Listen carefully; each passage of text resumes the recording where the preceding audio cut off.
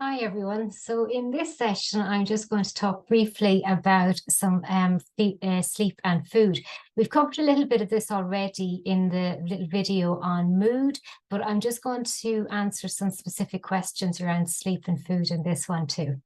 So just to kind of look at perimenopause and sleep, it's a big time when sleep can be affected. Lots of things happening. This can be due to hormones. It can be due to other things happening in life. But the big thing that's happening is melatonin, which is a hormone involved in the sleep-wake cycle, is starting to decline. And that's declining naturally with age, but we know it's also connected with estrogen. Also, it's important to recognize that serotonin, that happy hormone that we need, it's really important for making melatonin itself, but serotonin is also really important for mood. So obviously, you know, if people are anxious or low mood, that can also impact your sleep and it becomes a vicious cycle. So lots of kind of dietary factors can be really important, but overall it's about eating a healthy balanced diet and maybe looking at something like the Mediterranean style diet to make sure you're getting a good range of foods, and all of those kind of foods contain nutrients that help with production of serotonin or melatonin as well.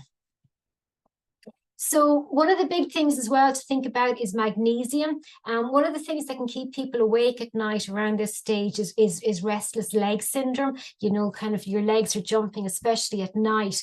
And magnesium can be useful for this. So magnesium is also really helpful for making serotonin and also regulating melatonin, those two hormones. So we find magnesium in lots of different foods like fish, meat, dairy, but pumpkin seeds, wholemeal breads, Brazil nuts, almonds, and flax seeds, these are all really good sources of magnesium, and they can be really useful as snack foods.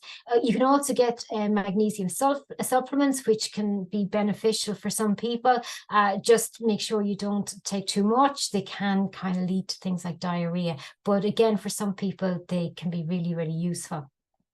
But again, it's that mixed and diverse diet is what we really want to try to have here. Foods that are rich in an amino acid called tryptophan are needed to make melatonin and serotonin. So you can see there's a wide range of foods that contain tryptophan, and these are great to have in your diet. Also, other nutrients that are really important with regards to regulating and making melatonin are vitamin B6, calcium, and zinc.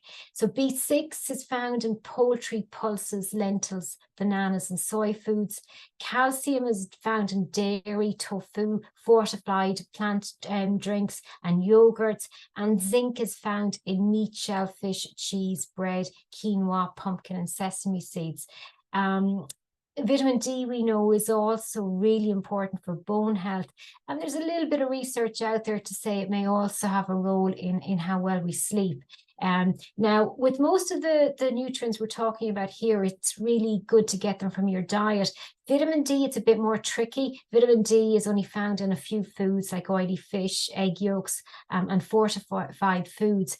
And so if you don't eat those types of foods, it can be difficult to make vitamin or to get vitamin D. You can also make vitamin D from the sun, but again, not so good around this time of the year. So again, that is the one nutrient I'd say, you know, if you're thinking about taking a supplement, would be to consider taking a vitamin D supplement. I suppose when you're thinking then, how do I translate this into what I eat and what to do? Try not to go to bed hungry. This is another thing, you know, if you're hungry, you will wake up in the middle of the night. So maybe a small snack in the evening after your main meal might be helpful. And some ideas of snacks that contain a lot of these nutrients that we've been just chatting about, things like, say, a small pot of yogurts, and maybe throw in some pumpkin seeds or some other nuts. A small yogurt and milk with banana and make it into a smoothie. Edamame beans, you could dry roast them in an air fryer. Oat cakes with a nut butter, maybe a small handful of Brazil nuts and a pot of soy yogurt. So, you know, these sort of little snack foods can be really useful and contain those nutrients that can be useful with making and regulating serotonin and melatonin. Other things to think about, things that can keep you awake, eating too late. It's try to have your last big meal 2 to 3 hours before going to bed. And, again, as we get older, avoiding spicy or fatty foods for some might be the way to go. For others, what gets them up in the middle of the night and breaks up their sleep would be having to go to pee quite a bit in the middle of the night. So again, maybe try to front load your fluid intake to earlier in the day.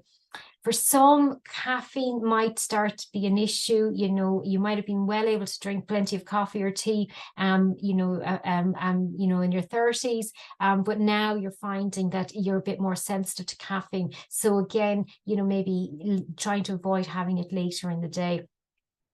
Alcohol, a lot of people would consider alcohol to be something that could help them sleep, but it really does affect the quality of sleep. People will feel that they're in a deep sleep with alcohol, but it's really not good quality sleep. And also we know that alcohol can trigger hot flushes. So again, it's something to maybe avoid too much of and keep within the recommendations for that. Others find herbal teas really useful. Chamomile tea, lemon balm, or valerian root. These can be very useful for people. You do find with these herbal teas, though, you do have to take them for quite a bit of time before they have an effect on the system. But they're, for others, they can be a good replacement for caffeine drinks, and they can be a nice taste. So something to consider. And even things like warm malty milk drinks, they are really good sources of calcium, tryptophan, and a natural source of melatonin. So these can be quite useful to help with the sleep process as well, maybe later in the evening. The one thing that might be, people might be looking at are things like melatonin supplements.